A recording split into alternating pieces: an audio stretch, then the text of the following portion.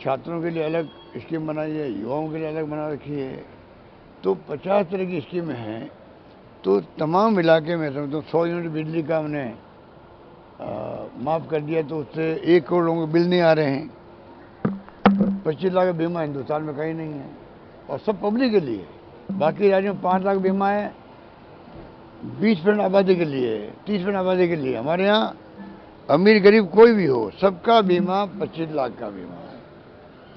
तो मैं समझता हूँ ओवरऑल मिला करके देखें कि बीजेपी बारे में कोई इश्यू नहीं है खिलाफ बोलने का। नॉन इश्यू को इश्यू बना रहे हैं, और अब वो समझ गए कि हमारी दाल गल नहीं रही है, हम इनको जवाब दे नहीं पा रहे हैं। पहले 10 गारंटी हमने इम्प्लीमेंट कर दी, सरकार की साख जमी। अब 7 गारंटी की हमने बात करी है, उससे और वो घबरा गए हैं। घबरा कर गया, वो जो आरोप लगा रहे उसमें मैं जाना नहीं चाहता है, उनमें कोई दम नहीं है, ये बात मैं कह सकता हूँ। सर, कल आतंकियों की हमदर्द तक बोलने लग गए हैं सरकार। ये तो प्रधानमंत्री जी को या तो किसी ने गुमराह किया है और उनको ब्रीफिंग ठीक नहीं की, या तो ये मालूम है। देख, एक तो ये होता है, प्रधानमंत्री का बड़ा पद होता है। तो 2 बातें, या तो उनको उनकी पार्टी लोगों ने गुमराह किया है, गलत रिपोर्ट दी है, इसलिए इस प्रकार की भाषा वो बोलें कल, जो ऑब्जेक्शनेबल है डेमोक्रेसी के अंदर। दूसरा, या फिर वो जानबूझ करके खुद घबरा गए हैं राजस्थान के माहौल से, वो खुद ही बौखला गए हैं। बौखला करके मैं समझता हूँ इस प्रकार की भाषा बोली है, ये उचित नहीं कहा जा सकता मेरे ख्याल से, तो क्योंकि इससे माहौल खराब होता है कि राजनीतिक पार्टी के बारे में आप ऐसी भाषा काम लो। नंबर 1। नंबर 3 जो है, कन्हैयालाल का मर्डर करने वाले कौन थे? बीजेपी के लोग थे। ये उनको ब्रीफिंग नहीं की होगी। उनको 4-5 दिन पहले जब थाने में ले गए कोई मुकदमे में, तो वहाँ के बीजेपी नेता ने उनको छुड़ाया था। ये बात उनकी ज्ञान में नहीं है कि जानकारी में नहीं है क्या? फिर कैसे बोल गए वो? हमने 2 घंटे में पकड़ लिए मुलजिमों को, और फिर भी एनआईए ने केस ले लिया उसी रात को। तब भी हमने कोई माइंड नहीं किया। हूँ किस लिए? हो सकता है अंतर्राष्ट्रीय कोई साजिश हो, इसलिए हमने उसको कोई एतराज हमने नहीं किया। कोई बात नहीं, एनआईए केस ले लिया हाथ में। अभी तक पता नहीं एनआईए को चाहिए आगे आगे बताएं अभी तक प्रोग्रेस क्या उस केस की, बताना चाहिए।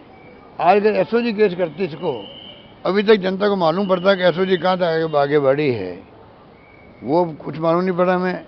तो इस प्रकार से जो प्रधानमंत्री जी बोले हैं बहुत ही अस्वीकार्य हम लोगों को, और मैं नम्र निवेदन करना चाहूँगा प्रधानमंत्री जी से, कृपा करके इस प्रकार का माहौल नहीं बनाए देश के लिए। देश के हित में नहीं है, समाज के हित में नहीं है। हमारी कोई व्यक्तिगत दुश्मनी तो है नहीं, ये विचारधारा की लड़ाई है हमारी, वही सीमित रहनी चाहिए, विचारधारा तक सीमित रहनी चाहिए लड़ाई को।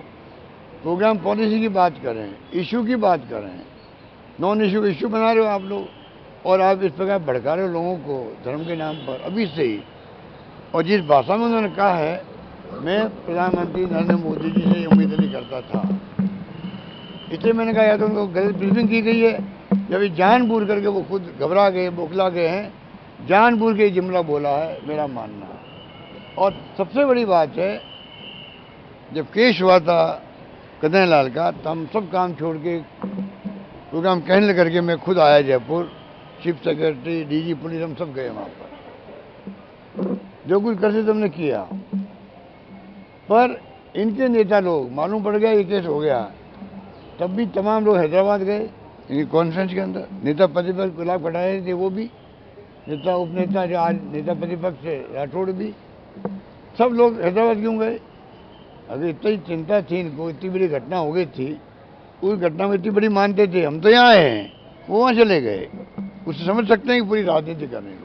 सर, गजेंद्र सिंह शेखावत और कुछ प्रतिनिधि मंडल ने आपके नामांकन को लेकर भी अरे एफिडेविट को लेकर कोई बात नहीं, उनको अपना काम करने दो।